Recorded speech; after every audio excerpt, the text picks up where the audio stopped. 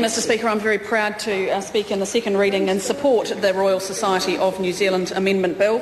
There will be some who would be a bit puzzled as to what piece of legislation we were actually discussing in this debate.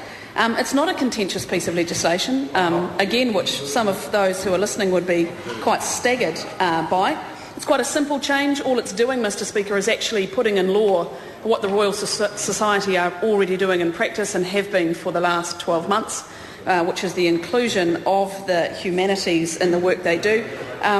If you look, Mr Speaker, at the actual preamble of the bill, one of the purposes of the Royal Society when it was first set up was for advancing and promoting science and technology in New Zealand, and I'm a proud member of the National Government with a fine record in this area and fantastic work that's been done by the Minister of Research, Science and Technology, Dr Wayne Matt behind me, and so I'm very proud that this change to this legislation supports further work in science in this country.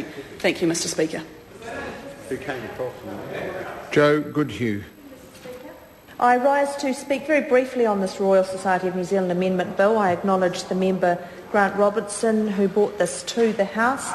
And as we know, this is a fairly minor amendment, but actually a very big deal for the people who are involved in the Royal Society. And we certainly heard that the consultation was far from perfect in the eyes of some of the members.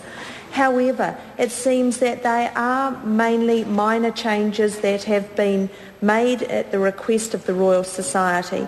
The inclusion of the humanities is an important step to have taken, and I believe that as this particular bill beds in, we will find over time that the concerns of some of the members are allayed as they understand further how it can benefit the Royal Society in the future. I commend this bill to the House. Calvin Davis. Thank you, Mr Speaker.